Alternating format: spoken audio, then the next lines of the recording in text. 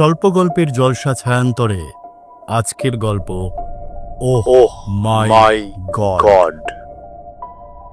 রাতের নিঃসঙ্গতা ঘনিয়ে এসেছে। চারপাশে এক অদ্ভুত নীরবতা। আমি যেন কোথায় আছি বুঝতে পারছি না। একটা গা ছমছমে গুমোট অন্ধকার জগতে সময় যেন থেমে গেছে। চিন্তাগুলো নিথর, শরীরটা হালকা, মাথাটা যেন ভেসে বেড়াচ্ছে শূন্যে। আসল কথা, আমি কেবল যেন দেখতে পাচ্ছি শূন্যতাকে। যা শুধু ছিল কল্পনা, তা আমি আজ বাস্তবে অনুভব করতে পারছি। এই অস্পষ্ট অপরিচিত পরিবেশে হঠাৎ করেই এক তীব্র আলো ঝলকে উঠল। চোখের পলক পড়ার আগেই আমি দেখতে পেলাম এক মহান সত্তাকে।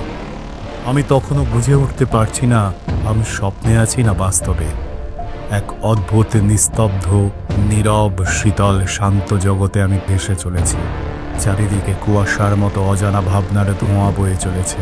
হঠাৎই দেখি একজন সাধারণ মানুষ আমার দিকে এগিয়ে আসছেন। পোশাকে চাকচিক্য নেই, কিন্তু এক অপার্থিব জৌলুস আর স্নিগ্ধ আভা তাকে ঘিরে রয়েছে। তার চলার ভঙ্গি, চোখের গভীরতা আমাকে স্তব্ধ করে দিল।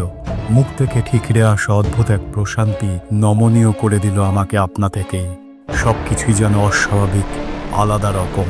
কেবল একটা ভাবনাই মাথায় আসছিল, এ কি মানুষ নাকি শুধুই শূন্যতা? আমি থমকে দাঁড়ালাম, প্রশ্ন করলাম, আপনি কে? তিনি একটুও বিচলিত না হয়ে হেসে বললেন, তোমরা যাকে ভগবান বলো, আমি সেই রূপেই এসেছি আজ তোমার কাছে। আমি বিস্মিত, আমি নির্বাক, আমি হতবাক। প্রশ্ন আসতেই লাগলো মনে একটার পর একটা। আপনি কি সত্যি সর্বত্রই রয়েছেন? আপনার ইচ্ছা কি আমাদের ভাগ্য নির্ধারণ করে? আমাদের দুঃখ কষ্ট কেন হয়? ভালোবাসা কি সত্যি আপনার কাছ থেকে আসে? তবে পাপের এত ছায়া কেন চারপাশে? তিনি আমার মনে ধেয়ে আসা সব প্রশ্ন নিমেষে বুঝে গেলেন, আর এক এক করে আমার চোখের দিকে তাকিয়ে উত্তর দিতে লাগলেন। কোনো তথ্য নয়, কোনো ধর্মগ্রন্থের শ্লোক নয়, প্রবাদ নয়, মিথ্যে স্তব বাক্য নয়। তার প্রতিটি উত্তর যেন আমার মনের গভীর অন্ধকারে আলোর রোশনাই এনে দিল। এবার শুরু হলো আমার প্রশ্নের বান। তাহলে আপনি কি ইউনিভার্স বানিয়েছেন? আপনিই ভগবান? তিনি খুব শান্ত গলায় বললেন, হ্যাঁ। আমি বলে উঠলাম, এই যে এত পাপ, এত দুর্যোগ, এত দুর্ভোগ, এত অপরাধ হচ্ছে পৃথিবীতে, আপনি কিছু ব্যবস্থা নেন না কেন? মানে কিছু করেন না কেন? এবার তিনি বললেন, আমি ঠিক আর ভুলের তফাৎ করতে পারি না। আমি বললাম, কিন্তু আপনি তো পরমাত্মা, সর্বজ্ঞানী, সর্বময় কর্তা, সর্বত্র বিরাজমান। তবে? তিনি বললেন, আসলে তোমাদের বুদ্ধিমত্তা এমন জায়গায় এসে পৌঁছেছে আমি এখনো তা ধরতে পারিনি। পাপ, পুণ্য, ঠিক ভুল, সঠিক বেঠিক, সৎ অসৎ, এসবের ঊর্ধ্বে আমি। ঠিক বা ভুলের বিচার বা তাতে সাহায্য করা কোনো কিছুরই জ্ঞান নেই আমার ভেতরে।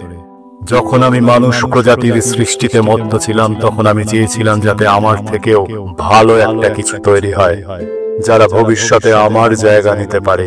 প্রত্যেক আবিষ্কারক চায় যে তার থেকেও আরো আধুনিক বা ভালো কোনো কিছু যেন সে তৈরি করতে পারে। এই যেমন ক্যালকুলেটর। যদি তোমরা এত তাড়াতাড়ি কোনো অঙ্ক কষতে পারতে, তাহলে এই যন্ত্রটির আবিষ্কার হতো না। আমি অনুভূতিকে বুঝতে পারি না। মানুষ ভেঙে পড়ে আমায় ডাকছে, কাঁদছে, আর আমি বুঝতেই পারি না আমি কি করব। কোনো বাচ্চা হয়তো জলে ডুবে যাচ্ছে, সে তো তোমাদের মতে কোনো অপরাধ করেনি, সে সরল, নিষ্পাপ। তোমরা চাও আমি তাকে বাঁচাই, কিন্তু আমি বুঝতেই পারি না আমি এটা কেন করব। তোমরা হলে আমার চেয়েও উৎকৃষ্ট। তোমরা আমাকে চাও, বর প্রার্থনা করো, আর আমি চাই তোমাদের মতো হতে, তোমাদের মতো করে ভাবতে। আমি তোমাদের সাহায্য করতে পারি না, আর আমি কিন্তু সেটা নই যেটা তোমরা আমাকে ভাবো। প্রতিটা জিনিসেই আমি অবুঝ। যখন আমি পুরো শূন্য হয়ে যাই, পরম শূন্যে মিলিয়ে যাই, একমাত্র তখনই আমি আসি মানুষের কাছে, তোমাদের সঙ্গে কথা বলতে, কিছু নতুন শিখতে, নতুন কিছু বুঝতে, অনুভূতি কি সেটা জানতে। আমি বললাম, তাহলে এই মহাজগৎ কি করে বানালেন আপনি? গমগমে স্বরে তিনি বললেন, কি করে বানিয়েছি প্রশ্নটাই ভুল। এটা বানানোর কোনো ধাপ ছিল না, এটা কোনো পদ্ধতি নয়, এটাকে শব্দে বোঝানো যায় না, ব্যাখ্যা করা যায় না। তুমি এটা অনুকরণ বা অনুসরণ কোনো কিছুই করতে পারবে না। তুমি খালি এটা অনুভব করতে পারবে। আমি বললাম, স্বর্গ ও নরক বলে সত্যি কি কিছু আছে? আর থাকলেও তা কেমন দেখতে? তিনি বললেন, চেতনা হলো সকল অস্তিত্বের মধ্যে সর্বশ্রেষ্ঠ, আর সেটা তোমাদের মধ্যে আছে, যেটা আমার মধ্যে নেই। এরপর তিনি আমার চোখে চোখ রাখলেন, আর কিছু বললেন না। শুধু একটা ক্ষণস্থায়ী মৃদু হাসি, যেটা কোনো মানবিক অনুভূতির মতো নয়, বরং অনন্ত ভাঙা গড়ার প্রতিচ্ছবি। চারপাশের আলো ধীরে ধীরে কমে আসছিল। এক ঝটকায় আমার ঘুম ভেঙে গেল এবং মনে হলো কেউ যেন আমাকে ঠেলে তুলে দিল। হন্যে হয়ে চারিদিকে তাকে খুঁজতে লাগলাম। দেখলাম কেউ নেই। ঘরের মেঝেতে পড়ে আছে সেই বই, ইজ গড রিয়েল। পড়তে পড়তে কখন যে চোখ লেগে এসেছিল বুঝতেই পারিনি। শুনলেন গল্প ওহ মাই গড। রচনা উষ্ণিস। গল্প পাঠে সৌম্য। সম্পাদনা ও শব্দ সংযোজনে উষ্ণিস। কেমন লাগলো আমাদের গল্প ওহ মাই গড? অবশ্যই কিন্তু কমেন্ট করে জানাবেন। আর ছায়ান্তর চ্যানেলটা সাবস্ক্রাইব করে দেবেন, যাতে আমরা ভিডিও দিলেই আপনার কাছে সবার আগে নোটিফিকেশন যায়।